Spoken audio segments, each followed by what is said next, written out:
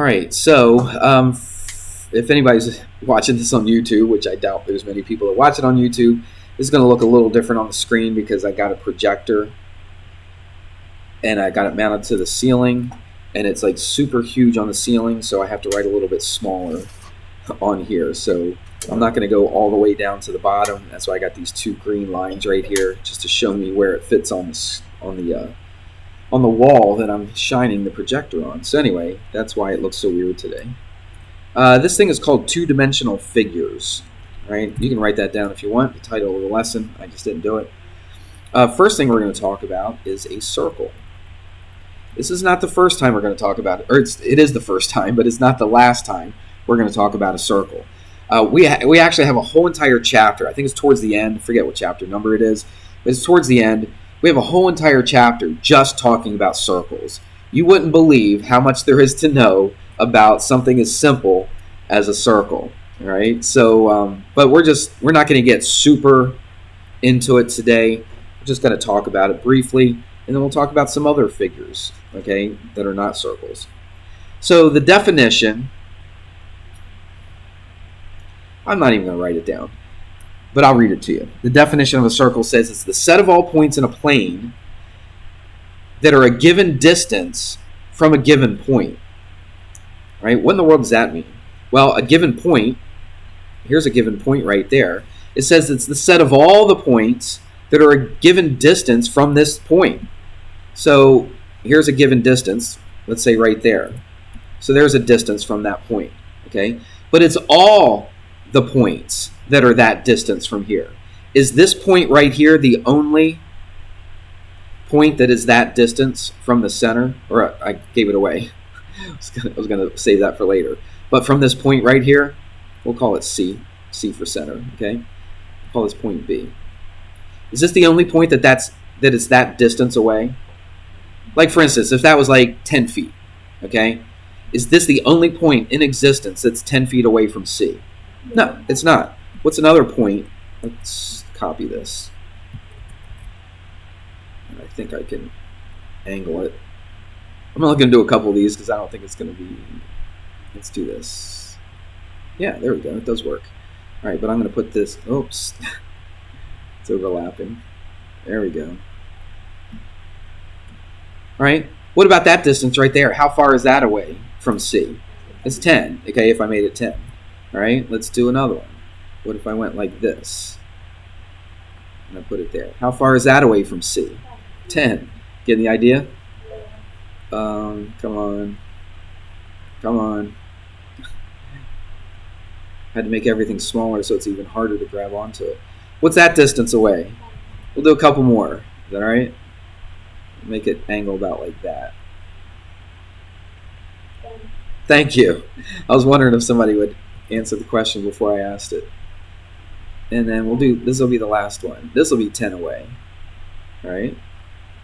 Everybody see that? If I kept doing it over and over and over again, all right, what would this kind of look like? Start looking like a circle, wouldn't it? Okay, because this point is a given distance away from this point. What are all the points that are a given distance away from point C? That would form a circle, wouldn't it? Okay, and I think I have a circle here. Let me... Oops, wrong one. Ellipse, there we go. All right. Yeah, I'm going to have to finagle it just a little bit. So put it there, and then we'll take this. And if I could get that center to lock onto there, I think there is a way, but I just don't know how to do it right now. Let's make it a little bit bigger. I just do it a few times until I get right in the right spot. So let's try that. That should be pretty close. Oh. Let's go a little bit longer. There we go. See what it did? So it basically formed a circle. So if I had all these lines going out, you know, if I did it 100 times, if I did 100 of those, it'd look a little more like a circle. If I did 1,000, did 1,000,000 of them, okay, it would look really like a circle, wouldn't it? Okay, but you get the idea. So that's what the circle would be. We have a name for that given distance. That given distance away. Okay. That given distance away from C to B. You've talked about circles before in your math classes, haven't you? Don't know when, but you probably did. You're a little kid, you talked about circles. You may have talked about this, probably. What is the name of the distance from C to B? It's the radius of the circle. Very good. Okay? It's the radius of the circle. Now, what if I don't even think they talk about this in this lesson. We will later on. But what's this distance? That's a straight line, goes all the way to there. It's the diameter. Good. So you did learn this stuff at some point. So that would be the diameter of the circle. What's true about all these given distances? They're all the radius, aren't they? So if this is the radius, then so is this, so is this, so is this, so is this, so is this. Okay, they're all the radii. Oh, let's give this word. Almost said it. What's the plural of radius? Is it radiuses? Radii. Very good. Radii. It's kind of weird to see two eyes next to each other. Are there any other words with two eyes next to each other? Can you think of any? I can't off the top of my head. There probably are, but you don't see that very often, though, do you? It's called radii, right? It's multiple radius, right? It's plural. So I'll just put plural next to it. So if you have one radius, but you got three what? Radii. Okay? All right. There is a notation for a circle. You figured there would be, wouldn't you? And what do you think the notation for a circle looks like? A circle. Very good. So it's a circle. But what would you put a little dot. At least this book does. They put a little dot in the middle. Now, how do we name the circle? I got 2 points here. It's going to be one of those points. Which point do you think you're going to call it? C. Why C? It's the center of the circle. That's right. The center of the circle is very important on the circle. So the center of the circle is what we call the circle. So we would call it circle C. So you don't have to write the word circle. You actually draw that little picture of a circle with a dot in the middle. So that would be called circle C. What about the radius? What would I name the radius? CB. Just CB? What kind of thing is it? Is it a line? Is it a ray? Is it a segment? What is it? It's a segment. It's line segment CB. So the radius, if they asked you for the radius, you wouldn't just say CB. Remember what's CB? If I just had CB next to it, what would that indicate? The what? The length of it, right. I don't know the length of it. I mean, earlier I said, let's pretend it was 10, but I really don't know the length of it. So I would say line segment CB. Or, of course, you could name it what? Line segment BC. It doesn't make any difference. Okay? That'd be the radius. Now, if I name that A, what else could I name the radius of the circle? CA. Line segment CA, right? Or line segment AC. Doesn't matter. Everybody got it? Okay. So C is very important, and I think that's all we need to know, about a circle. Good. Now, I can't scroll down because I need those lines there, and those lines will go away because I need to know how far I can draw. So I'm just going to get rid of everything and start from scratch. So the next word, and again, we have whole entire chapters on this thing right here that we're going to talk about, and it's called a polygon. Anybody heard of a polygon before? You may have. Now, I know you've heard of some specific types of polygons, all right? But let's just talk about a polygon.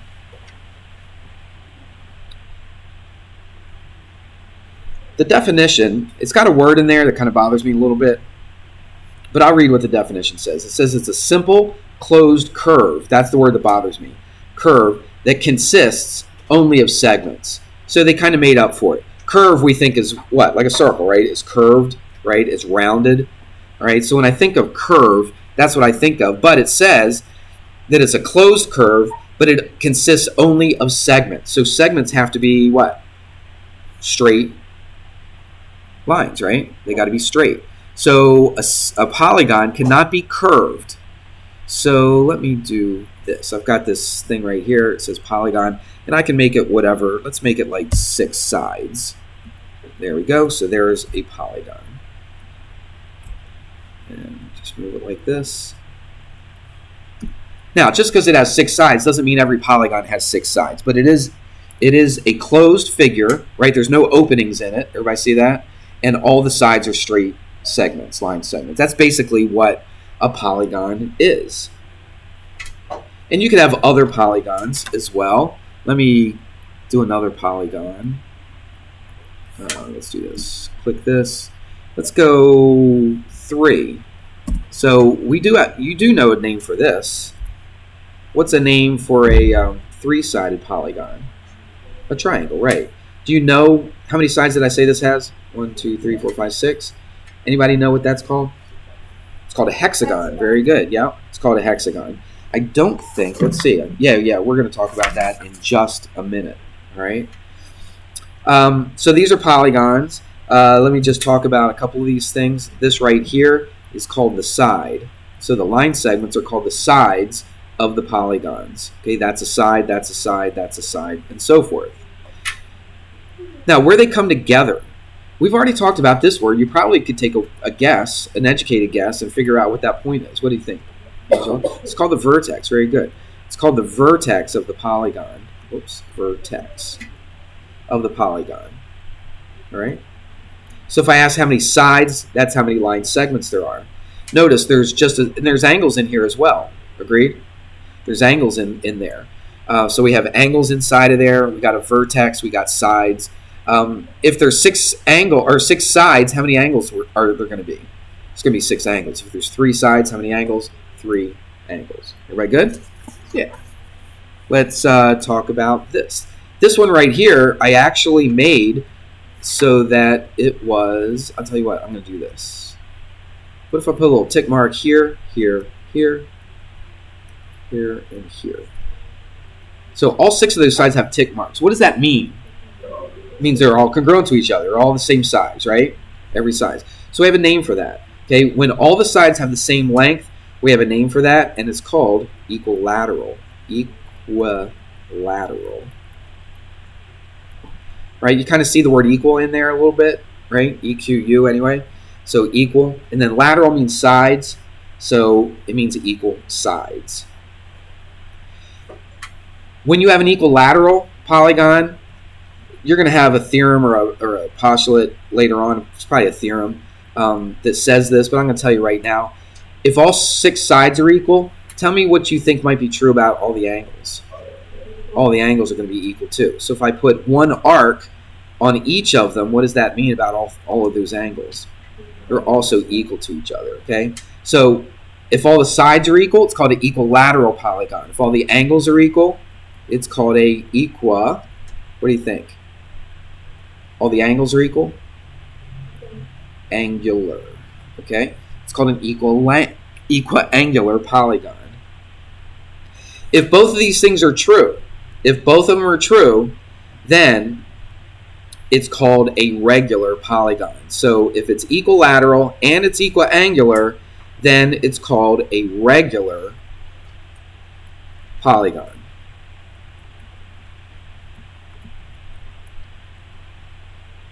We good with that? All right. We just got a couple minutes, enough time to name some familiar. Some are familiar, some may not be familiar. What's that? No, I just erased it. I can't scroll up and down, remember, because of the screen. So get it from somebody else. It's in the book. All right. So let's do this.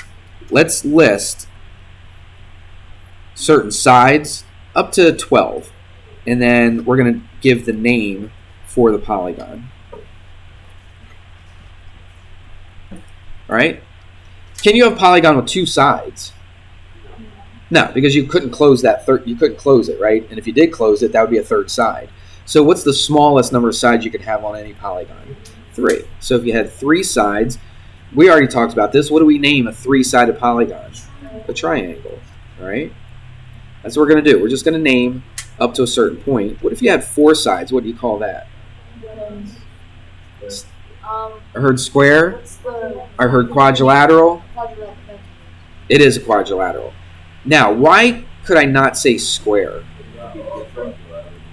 Because not all quadrilaterals are squares, okay? But all squares are quadrilaterals. Every single square has 4 sides, right? But not every four-sided figure is a square. Agreed? Quadrilateral. All right, so that's what we call it. Okay, 5, let's do this real quick. 5, what's that? It's a pentagon. 6 is we already talked about that today, is a hexagon. 7, they call it a heptagon. I've heard it called a septagon. I actually had a book that called it a seven-gon. Seven-gon. That's what the book used to call it. 8, you probably see 8-sided one every single day. It's called an octagon. And then 9 is a nonagon. It's kind of weird. Donagon. It's not a tenagon. It's a deca. Like decade, right? Why do they say decade? 2 more. This one I would not have any idea unless I looked in the book. They call it a hen decagon. I've never really heard anybody say that before. Okay, and then 12 is a dodecagon. And I have heard that before. Dodecagon. All right. We didn't quite finish, so I don't believe. Let's see. Here's a suggestion, though. I would look at the problems that I assigned, right, and then see which ones of these that you can actually do. Get them done tonight, so you don't have to do everything tomorrow. Okay.